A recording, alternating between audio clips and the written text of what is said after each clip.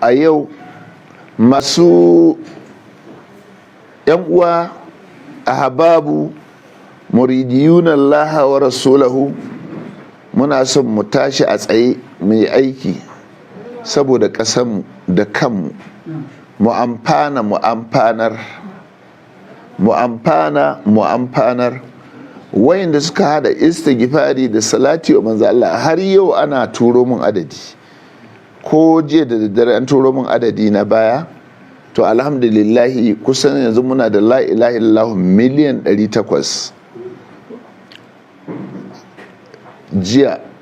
To mu ɗauki istighfari wanda yake mu ɗauki istighfari mu yawaita istighfari a wannan a ko'ina mutum yake daga cikin tafiyar mu ya yawaita istighfari mu makale wa istighfari mu ga abin da Allah zai mana nan zuwa wata 6 mu gani nan zuwa wata 6 ba don komai ba saboda yanayin bala'in da ke ƙasan.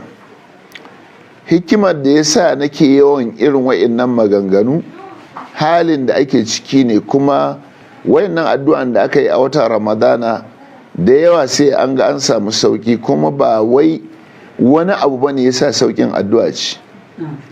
To idan kuma muka bar addu'an bala'in ba zai fasa saukowa ba, zai zo.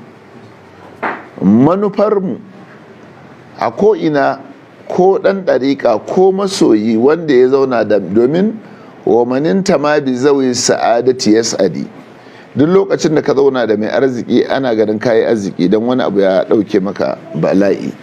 Manzo Allah ma ya ce mai zama da mai sai da turare na ƙanshi, ma'ana ko bai saya ba, mai zama da mai kira rigansa na fashewa ko da bai yi kiran ba, inda zai zauna a gurin wuta zai ɓaɓɓallo ya hoku da rigan.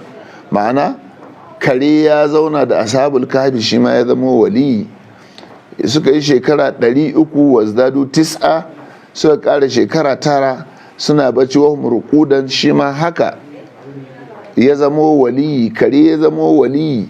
Saboda haka babu abin da ba zai zamo daidai ba.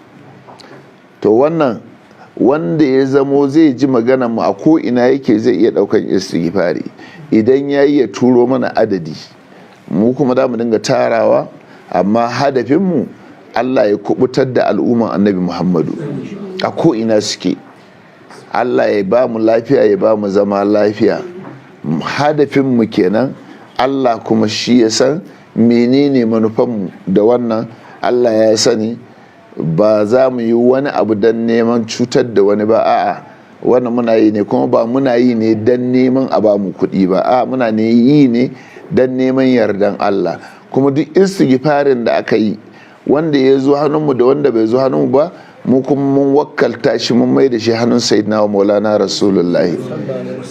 Manzo Allah, ƙasanmu yana hannunka, ba mu da ƙarfi, ba mu da dabara, bala'o'in da yake a ɗauke mana don martaban matsayinsa a wajen Allah.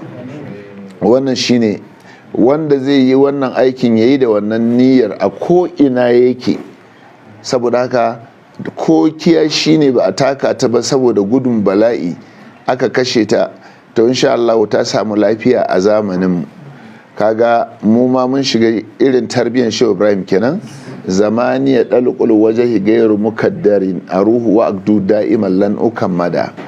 Sannan kuma mun shiga cikin hadisi manzo Allah sallallahu alaihi wasallama, afdalul ibadi ila Allah anfa'uhum li iyalihi, mafi soyuwan bayin Allah a wajen Allah wanda suka taimaki